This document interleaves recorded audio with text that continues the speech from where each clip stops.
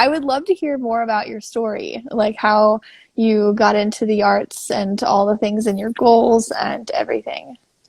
Yeah, well, yeah, I've been excited to talk to you since I kind of randomly hopped on that live that you were doing in the Artist Academy. Got to share a little bit of the kind of travel story and my start with muraling, but I've been excited to be able to dive a little deeper on that because I'm definitely coming from the traveling mural side of things. I would not have considered myself a painter before I started traveling. I've always had, always been interested in visual arts, always had some sort of art background. But in university, I was doing printmaking and different drawing, mixed media mediums. And yeah, it wasn't until late 2017 I decided to take a break from university, go on the road, and I just needed to see some new things, get some inspiration. I didn't really have a plan. I just saved up some money and bought a one-way flight to Mexico, right? Um, Within the first few weeks that I was there, I very serendipitously met this guy who owned a hostel, and he offered me the opportunity to paint on their beautiful, like, interior courtyard space that they had in exchange for accommodation at their hostel. And so that was my first ever mural. Totally fell in love with it. Had never painted or made anything in that context before, of getting to be outdoors and um, painting on a large scale, and it was just so different from anything else that I experienced. And so then as I continued to travel, I was doing different kind of work exchange opportunities, so just volunteering, working reception or bartending or cooking in kitchens, whatever I could do to just stretch my dollar as far as possible. But because I had that in my mind that, like, oh, some people actually want to trade for art as well, I started looking for more of those creative opportunities. And within the first like 6 weeks of being on the road, I was already getting different gigs to go to various hostels in Central America and do art, and got to stay at some really, really amazing, incredible places. And a lot of times, like, people within the hospitality industry will also know people that own other businesses or be affiliated with different people. And so you get to kind of just make all those connections very organically, and it was really enjoyable for me because I wasn't marketing myself as an artist. I was just out in the world living, and realized that I had all these skills to offer that people really want. And so yeah, first few months I was just traveling, trading art for room and board, and just kind of seeing what I could. And then I think about 5 months after I started traveling, I went to Colombia, and that's where I got my first big commission. And I painted this long, like 30-foot, it's actually a chicken coop, the outdoor structure farm in Colombia. And so that was like the first project that really like made me realize that this is something that I could potentially make a career out of. But I've, just been doing murals here and there over the last few years, and I'm now starting to think more seriously about making that my primary means of travel and being able to just kind of connect to the world through art. Yeah, I love that. I love everything about that.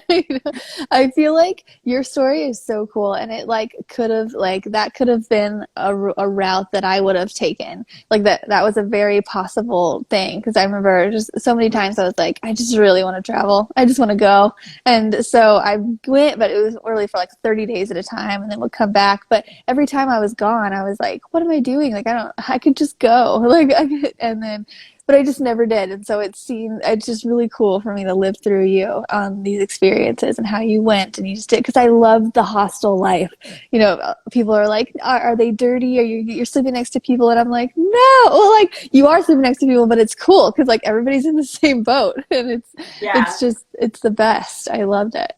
And it's interesting living that lifestyle, being like, I'm somewhat introverted myself, so I didn't know how it'd be with the whole like group living dynamic, but you get much better at it, and you get much better at carving out those moments of privacy and learning how to prioritize your own needs and your own things that you want to be doing, because it's so easy to just get swept up in adventuring and flitting around to a different place every day and all of that. And sometimes that's fun, but I prefer to like go somewhere and stay a while and get to know people and get to know the culture a little bit. So having like a home base, working in a hostel, doing something like that has been a really nice way to kind of travel a bit more slowly, which is really my preferred style. And then a lot of times I would like have different painting gigs, which isn't always muraling specifically. Sometimes I was working for hostels doing kind of like creative project management, I call it. So, you know, anything design related, painting signs and helping with branding and just kind of doing the whole like art direction side of things, because most businesses don't have someone specifically on their team to help with those things. So if someone shows up and just has that whole skill set, like a lot of places get really excited about it. But yeah, so a lot of my gigs, I'd kind of stay somewhere for a few weeks or a month, and then I'd choose a new spot, and then I'd see a few things along the way, and then stay at the new place for a month or however it works out. So it's suited me really well, that style of traveling and working. Oh, I love that because this is just such a beautiful example of, finding opportunities wherever you are, no matter where you are. And just, I think a lot of people want to do exactly what you've done. And so this is just a really great example that it's so possible. And if you just go and you talk with people, and, we had kind of talked a bit, and you mentioned that Facebook message was a very personal, like a little bit more personal than an email. And you got really good responses from that. Can you talk about that? Because I think that's brilliant.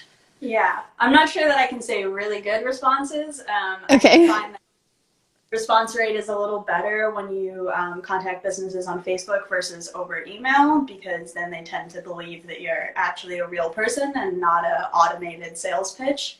Um, Doing the kind of cold calls and that pitching side of things is definitely something that is still a learning process for me. I have found that I have had really good success pitching myself in person, not Mm. as good of success pitching myself online. So it's a process. I'm trying to get better about being able to secure projects before I show up in a location, as opposed to going to a new city and then scoping out different businesses there and finding projects once I'm already on the ground. Um, so I think that, Facebook Messenger can be a good tool, trying to find a specific member of a team of the place that you're trying to work for, as opposed to just messaging their broad customer service email or whatever it may be. And just trying to personalize it, just trying to be like, hey, I'm a human being and I want to work with you and help kind of bring your vision to fruition. People are really on board with that versus just like, hey, do you want to give me some money? True. Yeah, and you're right, there's no trade for personal connection, because there's so many times when I was traveling too, like there was a hostel in Ishka, Italy, and if I would have messaged them beforehand and been like, hi, I want to paint at your stuff, they would have been like, who are you? Like, but like being there and having that natural conversation of, oh yeah, I do art. Oh yeah, oh, can you do this? Oh yeah, and then just there's just no trade for an in-person connection like that. And I actually just messaged them right after our mural meetup, because I was like, oh, maybe they'll let us come back and do. And so I just messaged them. I was like, hi, are you the same owners? Like, is this painting still there? You Like, put I'll meet up in Italy. yeah, I'm there. that's the plan. And so I was messaging them. I'm like, would you be interested? And they were like, yes, your painting's still there. I was like, cool. After like 7, 8 years. And then I was like, would you be interested? They're like, yes. So I just sent them like a pitch of like, hey, we'll trade free stay for a week for, doing murals. Let me know how many people would be your maximum. So we're like in the process of talking. But I had that personal connection with them first. And I'm going to them first before I, just do cold calls, because it's just, we all get those emails that seem automated. So your advice is personalize it. That would be the best thing, which I totally agree. Um, have you had success with messaging people before you've gotten there? Yeah, I have, and I actually have a few contacts around the world that are kind of interested in my art if and when I end up in that part Ooh. of the show. That's definitely exciting. Yeah, I've had a couple things pan out over Facebook and people who have reached out to me online, but I find that also those tend to be the projects where it's more like I have a specific logo I need painted, or you're kind of working with project ideas that they already are planning to execute, versus if you show up in person, it tends to be easier to be like, this is my vision for this place and how I think that art could improve it. And I come from a service and hospitality background, so I've found that I really enjoy that side of things, and I really have a lot to offer when it comes to using art not just for a purely aesthetic point, but to be able to help the business as well in terms of, oh, hi, Kitty. Hi, Kitty. Okay. Hi. Ooh, Yeah, there you go. I like to think about like how people's eyes are directed when they enter a space, and how the color scheme and the lighting and all of that are working together. And so I think, when you're able to pitch yourself in that way, and kind of get people to recognize those skills as well. Yeah, it's been good. Yeah. What was your what was your question again Oh about? no, yeah, no, it was just about pitching yourself before you got there. But that's a really, really great question, or a really, really great statement as well, because people think of artists as, oh, we like to color, but just saying things like, let's make a space work with the lighting and how your eyes are directed. Those are the things that they teach you in college or in classes, and so just reiterating those, because I had forgotten several of that. It's like things but you don't know why and Exactly. so And sometimes as artists, I think we kind of take for granted all that knowledge that we have, and we don't even realize that that would be helpful to a client. That we're just automatically jumping to that point of like, this is the composition that makes the most sense, because obviously, but your client isn't necessarily going to understand where that's coming from. And the more you can kind of be involved in that process, and make it a collaborative thing to come up with design that's going to really benefit the business and benefit the space, and be something that feels very cohesive and feels very intentional. That's definitely what I'm all about. yeah, that's such a great point. I'm so glad we talked about this. So after you traveled around South America, you ended up in South Africa. You tell us about that. I accidentally moved to South Africa in 2020. Was originally supposed to be there just like February and March. Flight home was the first week of April. That didn't happen. I ended up staying for like almost 9 months the first time, which was the longest that I've been in one place in the last like 4 years. Um, didn't go back to university.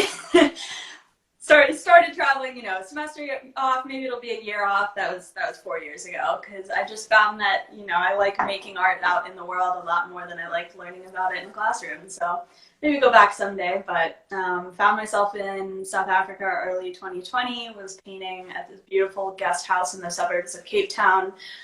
Became really good friends with the owner of the guest house, and then when lockdown started, she was like, stay as long as you like, you can help me with kind of odd jobs around the house. Ended up being an amazingly lucky situation, especially because so much of the last few years of my life has been living in like backpacker hostels. And if I had been in a hostel of that type, I basically would have been out on the street when the lockdown started. But as it happened, I became really good friends with the owner of this guest house, and then she had another business venture that she brought me on board to do kind of all the art direction and branding, and paint a couple of murals for a cafe in downtown Cape Town. So that kept me busy most of 2020. So I was really fortunate to still have some work. And then because I had stayed there so long, I kind of developed a community there, and really liked it, and ended up going back again in January. I was there till June. Then that just ended up being a really nice place for me to kind of, I wasn't painting that much when I was there. I've been doing a lot of kind of the more admin side of starting to be serious about having an art business and kind of clarifying what my vision for it is and how I want to move forward. So I was really lucky to be able to not be too stressed or financially unstable in the last year, that I was able to really take this time to get clear on how I want to move forward and how I want to be presenting myself as an artist in the world, you know? Yeah. Yeah. You came back just in time for the mural meetup and all of that too. I'm so glad that Oh, you came. Do what? it worked out so well. Oh, I didn't yeah. think I was going to be able to join initially, but I was so glad to be there. It was Heck really yeah. fun. Yeah, and for our future mural meetups, like there was just so many people here at our last one. 25, 30 might be a little much, so I think we're gonna max out at like Yeah, 15 from them. Yeah. uh, Yeah. totally So valid. yeah. I'm actually So putting in one of my murals. I meant to say this right at the beginning. So yeah. I painted this. This is at my parents' house. I painted this for them when they moved in here to kind of give them feel a little bit more at home in their new place. So this is in their bathroom. I'm perched on the edge of the jacuzzi right now. But I'll sometimes do video calls here because it's a nice backdrop, and then you can see my work in context. Oh my gosh, I love that. And it's quiet in there. Yeah.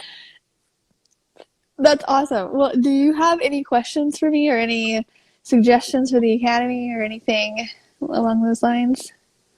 Yeah, I don't know. I mean, I definitely felt like it was very kind of fortuitous me getting involved when I did, and I think that I actually signed because I wasn't a part of the Artist Academy before you started doing the muraling education thing, and I specifically joined because I got a ad, or I think you posted in one of the muraling Facebook groups about it. And it was just such the right timing for me because I've really been feeling up to this point like I'm kind of just piecing things together for myself, and like I didn't really know any other artists or have people to look up to that were doing this in the same kind of non-traditional way of, you know, like I don't have an art studio, I don't have like a lot of physical wares that I'm selling, and so I was really curious about just to learn from someone who's farther along this journey than I am, and had been really feeling like I want some more kind of like mentorship and want some more networking opportunities within the art and muraling world. So I feel like I've definitely gotten a ton out of being part of this community already, and I'll definitely have questions for you going forward. But it was really nice to be able to join the muraling meetup and get to learn from you and from everyone firsthand, and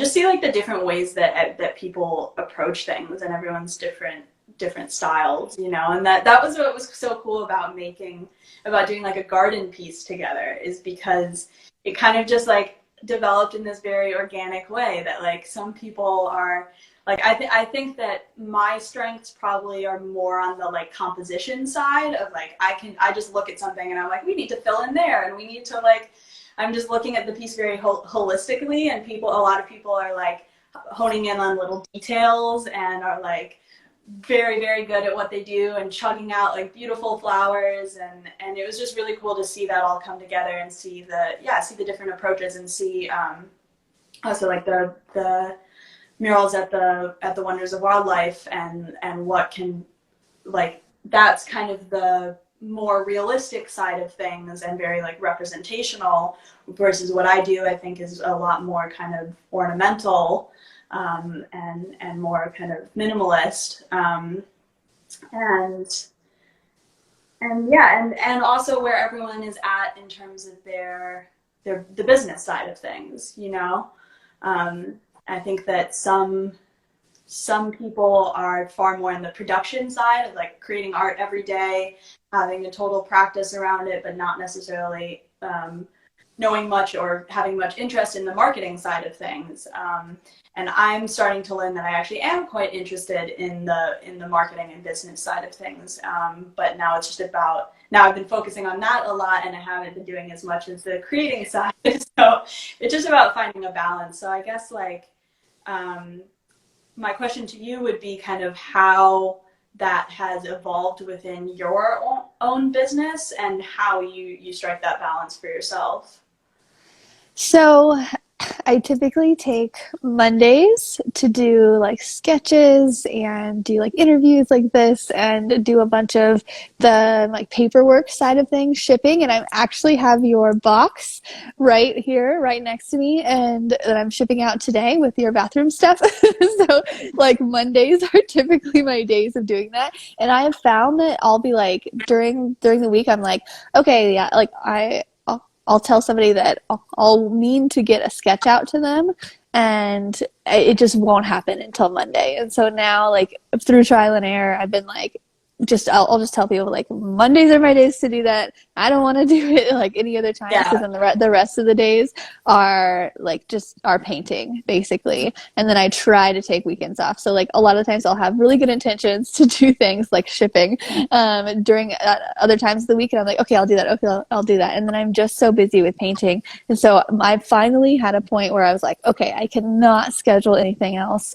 I cannot schedule a painting project on Monday because that's just my day. Because if not, I would put it into the weekend and I'd be sketching on the weekend or like going running errands on the weekend. And it just became too much. So Mondays are like my days. And some people like to do that to be like the mornings are their times to do that, or like, after from 5 to 6 or something. But mine is like a certain day to do that. And so anytime I'm wanting to do like reaching out to people, emails, a lot of customer contact is on Mondays, or else they'll get a very short snippet from me the rest of the week, which might not be the best business practice, but that's just the thing that works best. And let's see, any other. So, and a lot of the times I don't really worry a lot about any other kind of marketing unless it's just content. So taking photos, like at the end of the day, I just make sure to at least take a photo or at least have a time-lapse video up. And that's my marketing. Like that's it. And so I'll try to post usually Monday through Friday, just to get the 5 times a week thing out, whether it's just doing, sketches or doing like sometimes packaging. I'll like time lapse myself, video myself doing like packaging something up. And sometimes I'll just post that because that's what I'm doing that day. Unless I get like way too overwhelmed. Like the past couple of weeks, we've been like out of town and doing stuff, and I've been slacking on posting. But now that things are normal, it's every day, typically 5 to 7 days. And yeah, usually just my marketing is just photos and videos, and I will just take a couple short videos, couple short photos while I'm doing stuff, and then right after I'm done with the project or right after I'm done with the day, I'll take 20 minutes and just like make it into a video or make a short post about it, and either put it in my drafts or post it right then. And that's my thing. That way I can just totally focus on painting for that 6, 7, 8 hours a day, and then the 20 minutes after I'll work on a post and post it then or post it later, and then or just I'll have like three different photos that I took during the day, put in my drafts, and then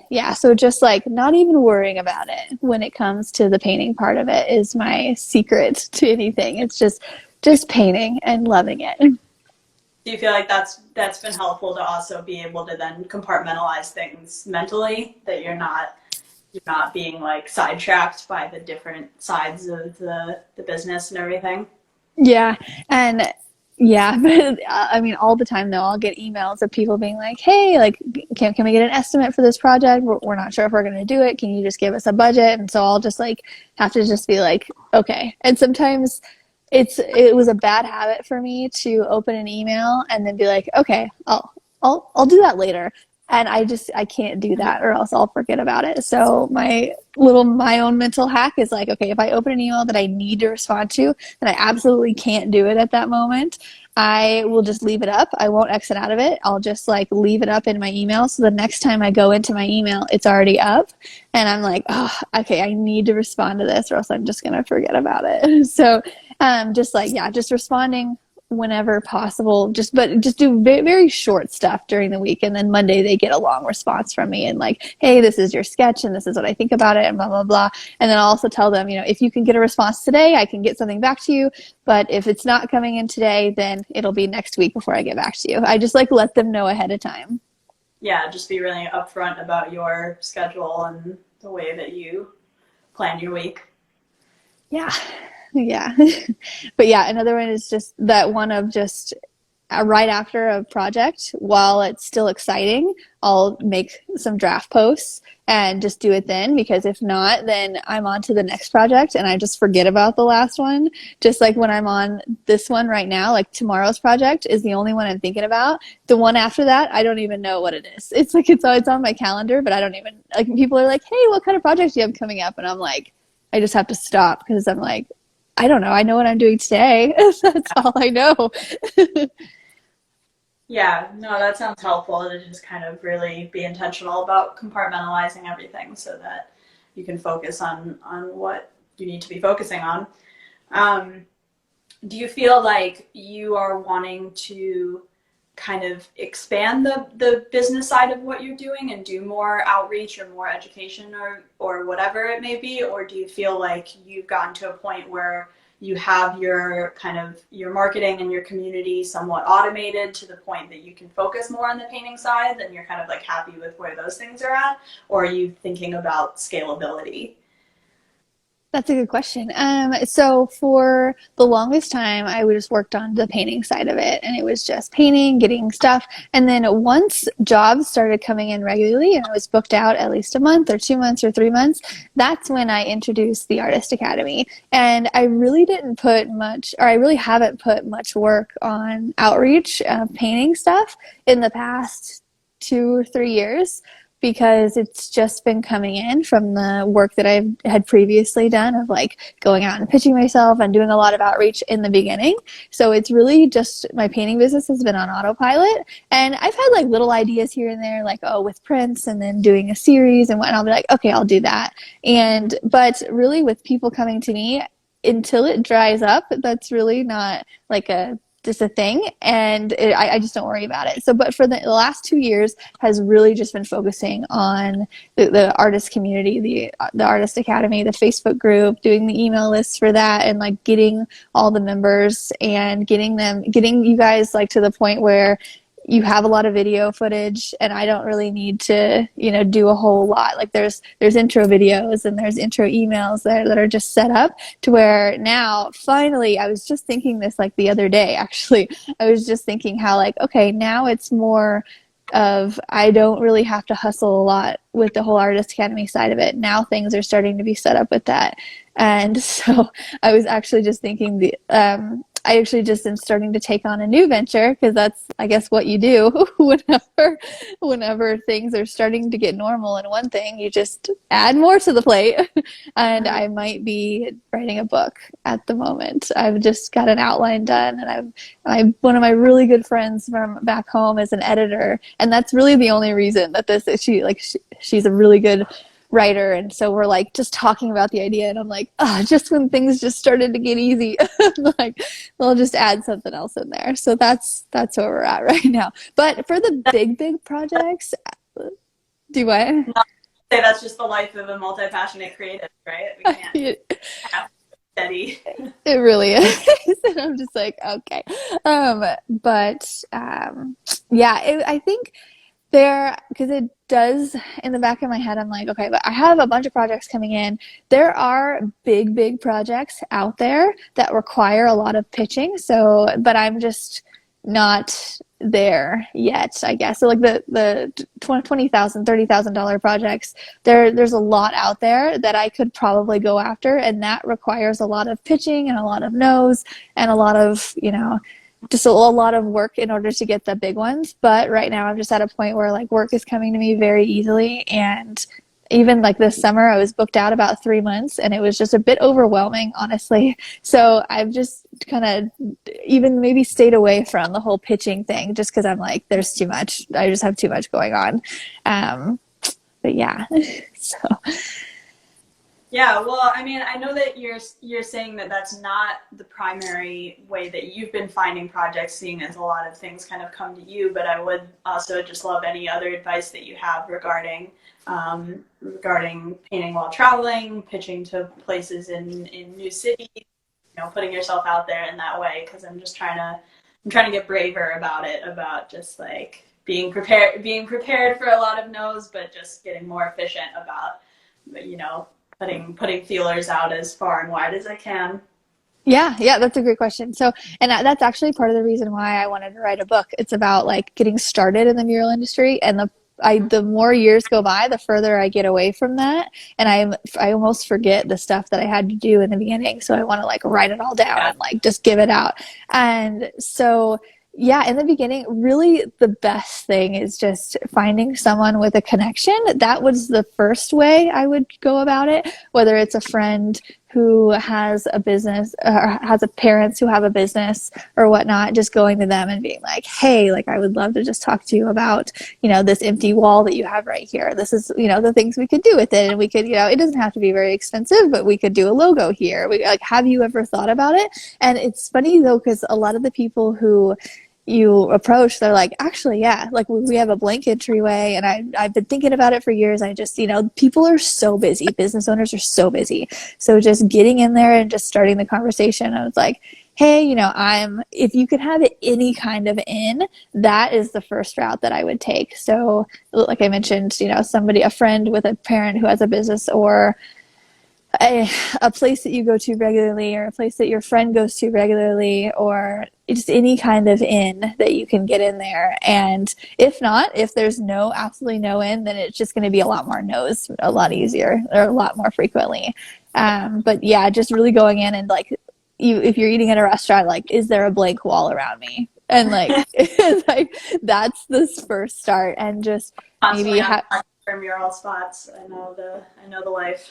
yeah, yeah. It's like they have to have a wall, they have to have a space for it, right? And then we fill that space. So yeah, just going in and just starting the conversation of, I'm an artist, and then showing stuff of what you do. I find it keeps them from being like, okay, she doodles in her room at night, to like, oh, she actually does this. And yeah, showing photos. Have you ever thought about this blank space and what you could do with it? And then just keeping on them in the beginning. Like, okay, so nowadays I'll take a deposit before I do any sketches, but in the beginning I think it's all about the scrappiness. And there's so many times where so somebody gave me, sorry, not to bounce around too much, but this derives from somebody gave me a really good advice in the beginning, that was like, if you show someone a mock-up of something they absolutely love, then they're going to hire you no matter what, and they're going to pay whatever you want. And so for the beginning part of stages, that's the advice that I really took to heart. And I was like, okay, if I can just show them a mock-up of something they love, they're going to hire me. And because asking someone, who, okay, they might be a little interested in doing something, they're just not sure what, I don't know, and you're approaching them, it's just harder to be like, okay, well, like, pay me a few $100s before I start anything. They're going to be like, nah, I don't know about this. But Yeah, if you give them an idea, you're like, oh, I think this could, and like taking a picture of their space, and if you can draw on that picture, and whether in Procreate, iPad, computer, anything, and just showing it on there, and if they see something they love, they're going to do it. And yeah, so that's the biggest thing with pitching, is just giving them the visual. yeah.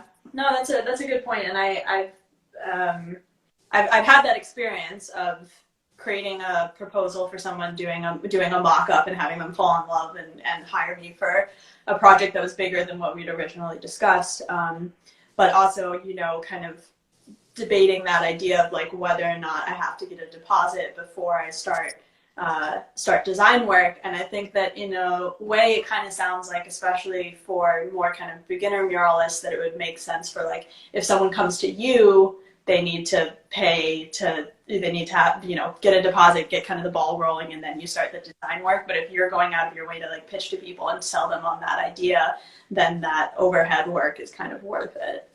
Yeah. Yeah. And it's just all about the whole, you're going to get told no. And there's so many projects that I put a lot of work into in the beginning. and they just didn't work out, and which it sucks. But there's this time and money scale where in the beginning you're putting a lot of time into it, and you're like, okay, is this going to be worth it? And you're making a little bit, but it's not a crazy amount, and that just starts to tip and tip and tip until you get to the point where people are coming to you and you don't, and it's on autopilot, and it's so worth it though, because nowadays, like, I remember being so stressed in the beginning about, okay, yeah, I have work this week, but like not next week. What am I going to do? Like, and it's just, and I wish somebody was there to be like, it's going to be okay. Because it's just that scale is going to tip and tip and tip until you're going to be, you're going to be so booked out, and you'll be stressed because you're booked out. And you're talking to Murals by Whitney, who came to the Mural Meetup. I mean, she's booked out 6 months, and and she's been doing this for 10 years, I think. So like couple years longer than I have, and which makes sense that she's booked out a couple months longer than me, because that's just how it is. It's just the longer you're in it, and then it just that scale tips, and it's just, but in the beginning, a lot of people don't want to spend a lot of that time. They want to see dollars for time in the beginning.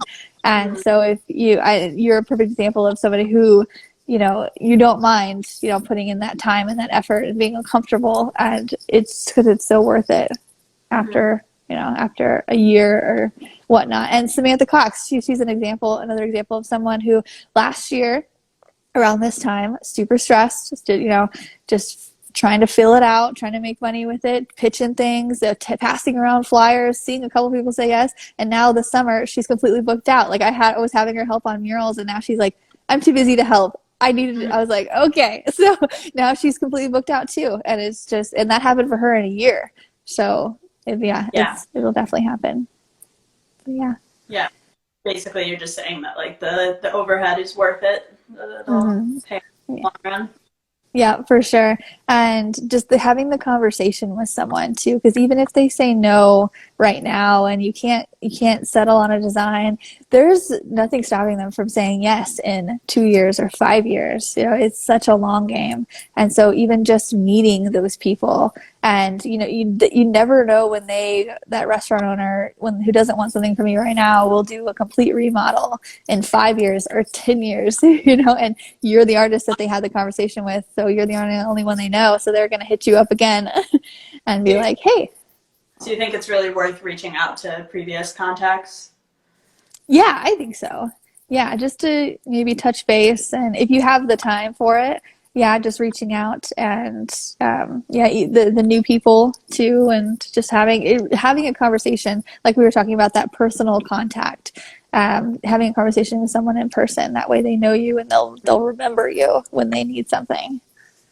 Yeah, and I really like your advice also about trying to get on video call as opposed to just on the phone or on Messenger, which like is super relevant for what I'm saying about like wanting to be able to pitch myself before I end up in a place, but still have it be, because I love working with small businesses, and I love working with creative, entrepreneurial minded people. And so many of my projects have come about very serendipitously of just meeting those business owners and getting introduced to people organically. And that's how I like to do it. So I think I was feeling a little bit of resistance about like, I don't want to be making cold calls. I don't want to be like doing this just like heartless pitching without being able to like personalize it in that way.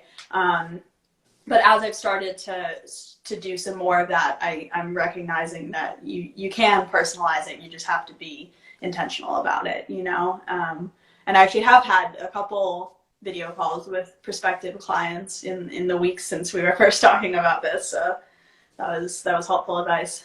Really? How did that come about? Like, did you reach out, or how did the video call come about?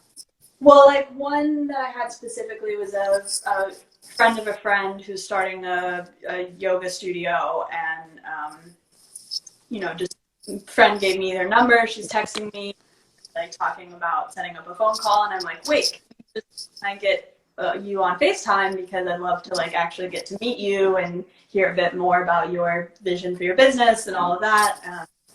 And I was really glad that I did that, because I wouldn't have necessarily thought to be like, already on the phone with someone, hey, let me see your face, but I did find it helpful. So I'm definitely going to try and make that a priority in terms of those pitching calls in the future. Heck yeah.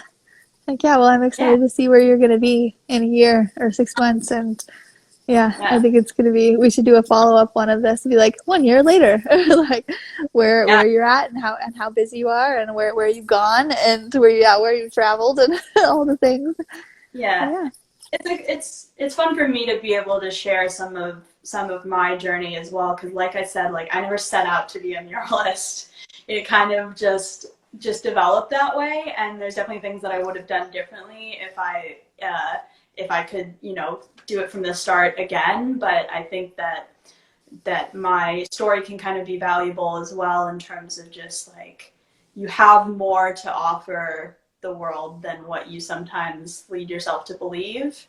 And that was why I think doing a work exchange sort of thing was so valuable to me. And I genuinely, I recommend that to everyone, whether you're an artist or like literally everyone in the world. If you want to just like take a month off, see something completely new, workaway.com is a great place to start. It is a paid subscription, but it's like $50 for a year or something like that. And there's things all over the world that people, will ask for just a few hours of your time per week in exchange for a place to live. And the thing that's so valuable about it is you get to strip away all the other, extraneous parts of city living, or, having a job, having car payments, whatever it may be. And it's literally just like, okay, what do I need to survive? I need a bed to sleep in. I need 3 meals a day. I need people to interact with. Like, it's very basic. And then what do I have to offer? And when you get to that point, you realize that, oh, I can exchange 15, 20 hours of my week to have my basic needs met, and then I have the rest of my time to do the things that I'm actually passionate about. So when you have that as kind of your starting point, even if you just do it just to try it out, you start to really realize what your time is worth. And so that was a really powerful thing for me, to be able to kind of just be confident in claiming artistship, in having that faith in my own ability that what I'm creating is actually valuable, and that the skills that I have to offer are valuable and helpful to people.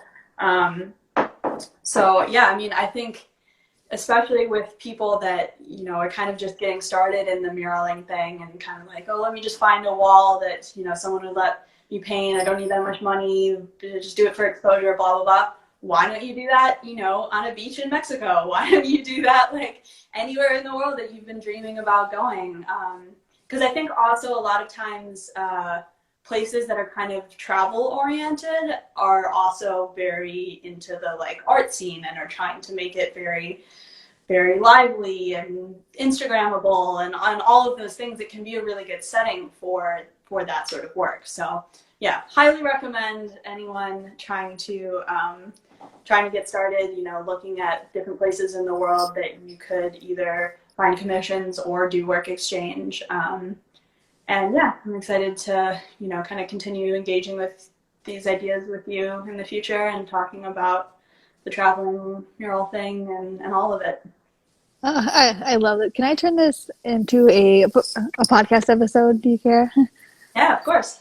Okay, cool. Yeah, because this is just right up my alley. Because there's so many times where I wanted to do the whole artist in residency thing, and so that you can apply to all these, and I'm like, it's literally like. So I've even thought about, just instead of doing artist in residency, like creating your own, like going to an Airbnb and like just reaching out to them, and that's a form of an artist residency, just going there and painting for a little bit, and then just doing your thing the rest of the time. I love this. Well, I'm super glad we got to meet, and I love all of your travel stories. And yeah, like I said, I'm excited to see where you're at going to be in a year. So Yeah, thank you. yeah, well, that's all I have. Do you have anything else you want to talk about, or any questions or anything? Not that I can think of. All right, well, yeah, we will keep in touch. I hope you have a great rest of your Monday. I'll talk to you later. See you later. Bye.